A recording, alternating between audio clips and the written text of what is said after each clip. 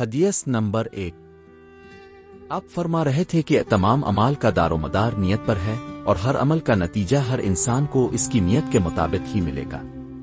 پس جس کی ہجرت ترک وطن دولت دنیا حاصل کرنے کے لیے ہو یا کسی عورت سے شادی کی غرض سے ہو، پس اس کی ہجرت انہی چیزوں کے لیے ہوگی جن کے حاصل کرنے کی نیت سے اس نے ہجرت کی۔ حدیث نمبر 2۔ ایک شخص حارث بن حشام نامی نے حضرت سے سوال کیا تھا کہ حضور اب پر وحی کیسے نازل ہوتی ہے؟ آپ نے فرمایا کہ وحی نازل ہوتے وقت کبھی مجھ کو گھنٹی کی سی آواز محسوس ہوتی ہے اور وحی کی یہ کیفیت مجھ پر بہت شاک گزرتی ہے۔ جب یہ کیفیت ختم ہوتی ہے تو میرے دل و دماغ پر اس فرشتے کے ذریعے نازل شدہ وحی محفوظ ہو جاتی ہے، اور کسی وقت ایسا ہوتا ہے کہ فرشتہ بشکل انسان میرے پاس آتا ہے اور مجھ سے کلام کرتا ہے، پس میں اس کا کہا ہوا یاد رکھ لیتا ہوں۔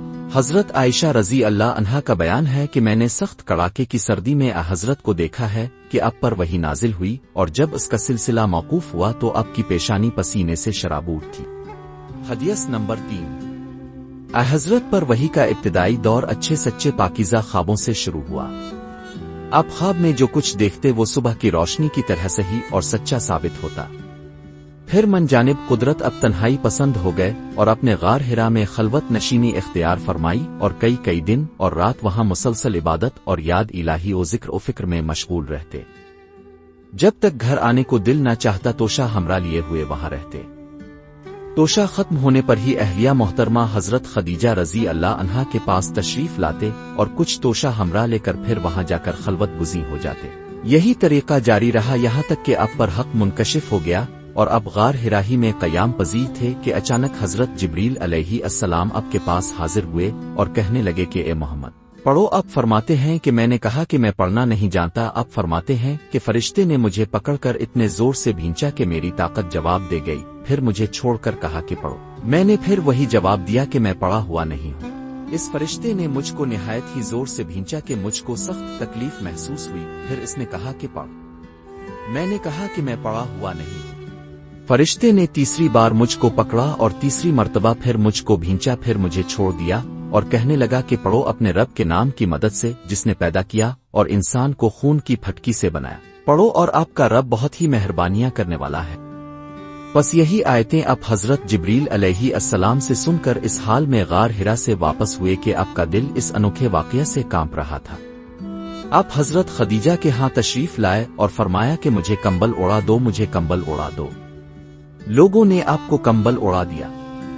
جب آپ کا ڈر جاتا رہا تو آپ نے اپنی زوجہ محترمہ حضرت خدیجہ رضی اللہ عنہا کو تفصیل کے ساتھ یہ واقعہ سنایا اور فرمانے لگے کہ مجھ کو اب اپنی جان کا خوف ہو گیا ہے۔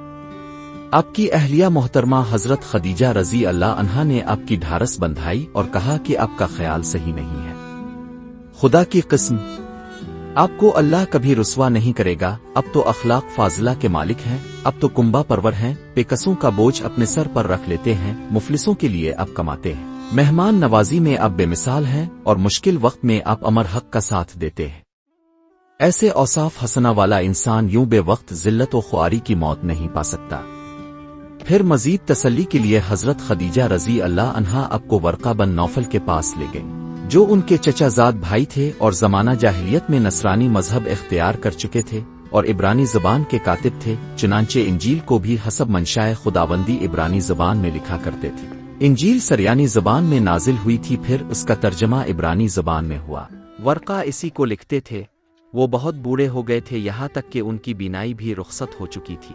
حضرت خدیجہ رضی اللہ عنہا نے ان کے سامنے اب کے حالات بیان کیے اور کہا کہ اے چچا زاد بھائی، اپنے بھتیجے محمد کی زبانی ذرا ان کی کیفیت سن لیجئے۔ وہ بولے کہ بھتیجے اپنے جو کچھ دیکھا ہے اس کی تفصیل سناؤ۔ چنانچہ آپ نے از اول تا آخر پورا واقعہ سنایا، جسے سن کر ورقہ بے اختیار ہو کر بول اٹھے کہ یہ تو وہی ناموس معزز رازدان فرشتہ ہے جسے اللہ نے حضرت موسیٰ علیہ السلام پر وحی دے کر بھیجا تھا۔ کاش میں آپ کے اس عہد نبوت کے شروع ہونے پر جوان عمر ہوتا، کاش میں اس وقت تک زندہ رہتا جبکہ آپ کی قوم آپ کو اس شہر سے نکال دے گی۔ رسول کریم نے یہ سن کر تعجب سے پوچھا کہ کیا وہ لوگ مجھ کو نکال دیں گے، حالانکہ میں تو ان میں صادق و امین و مقبول ہوں؟ ورقہ بولا ہاں یہ سب کچھ سچ ہے۔ مگر جو شخص بھی اب کی طرح امر حق لے کر آیا لوگ اس کے دشمن ہی ہو گئے ہیں۔ اگر مجھے اب کی نبوت کا وہ زمانہ مل جائے تو میں اب کی پوری مدد کروں گا۔ مگر ورقہ کچھ دنوں کے بعد انتقال کر گئے۔ پھر کچھ عرصہ تک وحی کی آمد موقوف رہی۔